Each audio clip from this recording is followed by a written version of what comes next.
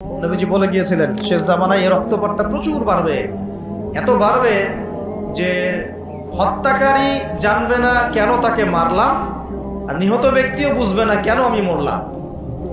সুবহানাল্লাহ। চিন্তা করতে পারেন, আপনারা রাস্তায় গন্ডগোল করতে যান, অনেক সময় যে বের হয় সেও জানে না কেন, কিসের উদ্দেশ্যে লড়ছি, আর যে মারে সেও জানে না কি জন্য ভাইকে মারলাম। এটা শেষ জামানা। হত্যাকারী ব্যক্তি জানবে না যে কেন আমি হত্যা করছি, মাকতুল জানবে না যে কেন আমি মরলাম। শেষ জামানায় হারাজ বাড়বে, হারাজ হারাজ হারাজ। নবীজি বলছেন হারাজ বাড়বে, সাহাবীরা বলছেন হারাজ কি ইয়া রাসূলুল্লাহ? নবীজি বলছেন যে মানে অস্বাভাবিক হারে হত্যাকাণ্ড বাড়তে থাকবে। আমি পরিসংখ্যান দিয়ে দিই আপনাকে দুইটা। শুধু প্রথম বিশ্বযুদ্ধেই এই 4-5 বছরের মধ্যে প্রায় 1.5 থেকে 2 কোটি মানুষ মারা গেছে। কত কোটি? আর আরো বেশি, অনেকে বলেন 2.5 কোটি 3 কোটি, আমি একটা মিনিমাম রেঞ্জ বললাম। আর দ্বিতীয় বিশ্বযুদ্ধে মারা গেছে প্রায় 6 থেকে 7 কোটি। 6 থেকে 7 কোটি। শুধু আমেরিকার একটা পারমাণবিক বোমা যেটা জাপানে পড়েছে হিরোশিমায়, ওতেই লক্ষ লক্ষ লোক মারা গেছে। এখন পর্যন্ত ওদের যে বংশ পরম্পরা, ওই যে পারমাণবিক বোমার যে প্রভাব, এটা এখন পর্যন্ত আছে। নাগাসাকিতে যেটা পড়েছে দ্বিতীয় বোমা, ওটার নাম ছিল ফ্যাটম্যান, আর প্রথমটার নাম ছিল লিটল বয়। এগুলো অনেক আগের বোম।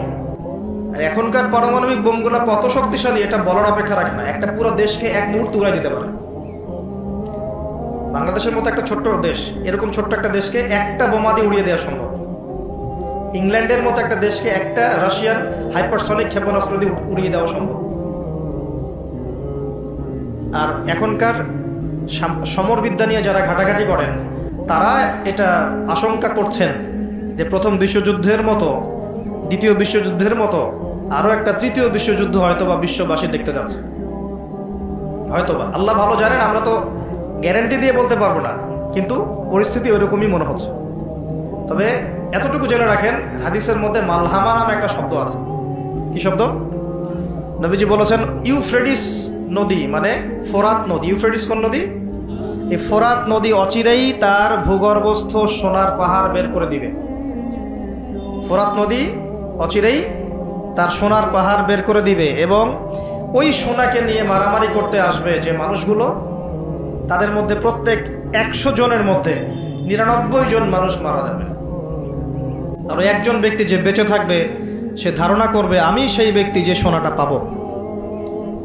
আর মুসলিমদেরকে নবীজি বলছেন তোমরা যদি ওই সময় ওই জায়গায় থাকো, কোনো মুসলমান যদি সেটা দেখে, তোমরা সেই সোনায় হাতও দিবে না। আরেকটা হাদিস এসেছে যে অচিরেই রোমকরা, পশ্চিমারা আরবদের সাথে চুক্তি ভঙ্গ করবে এবং 80টা পতাকা নিয়ে তাদের বিরুদ্ধে যুদ্ধে নেমে যাবে। কয়টা পতাকা? 80টা। এবং প্রত্যেক পতাকার নিচে থাকবে 12,000 করে সৈন্য। কত হাজার? একটা যুদ্ধে এত বেশি 99% মানুষ মারা যাওয়াটা স্বাভাবিক না, এটা অস্বাভাবিক। ঢাল তলোয়ার AK-47 এর যুদ্ধে এমনটা হবে না বা হয় না। হয়তো এমন কোনো অস্ত্র সেখানে প্রয়োগ করা হতে পারে, এটা আমাদের ধারণা, আল্লাহ ভালো জানেন, যেই অস্ত্রগুলো দিয়ে অল্প সময়ে বেশি বেশি মানুষ মেরে ফেলা সম্ভব। ঠিক যেমন এখনকার নিউক্লিয়ার ওয়েপেন্স বা থার্মোনিউক্লিয়ার ওয়েপেন্স হতে পারে, আল্লাহ ভালো জানেন। তো বিশ্ববাসী এরকম একটা মালহামা দেখার অপেক্ষায় আছে। এই মালহামার পরেই আসবেন ইমামুল মাহদি। ইমামুল মাহদির পরে আসবে ঈসা ইবনে মারিয়াম।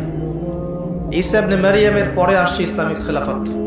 ওই খেলাফত থেকে খলিফা, এই শব্দটা নিয়ে কথা বলছি এখন। আমি আবু বকর সিদ্দিকে ছিলাম রাদিয়াল্লাহু আনহু। ফেরেশতারা বলছেন আপনি কি এমন কাউকে পৃথিবীতে পাঠাতে চান গিয়ে রক্তপাত ঘটাবে অথবা ফাসাদ সৃষ্টি করবে? যেটা বললাম, এখনকার বিশ্বে দুটোই আমাদের কাজ। তো আল্লাহ পাক বলছেন ইন্নী আ'লামু মা লা তা'লামুন, ইন্নী আ'লামু মা লা তা'লামুন, দেখো আমি যা জানি তোমরা সেটা জানো না। মানে আমার কিছু শুকরগুজার বান্দা থাকবে যারা এরকম ফিতনা ফাসাদ করবে না এবং রক্তপাতও ঘটাবে না। তাদের জন্যই আমি প্রস্তুত করেছি জান্নাতুল ফিরদাউস। সুবহানাল্লাহ।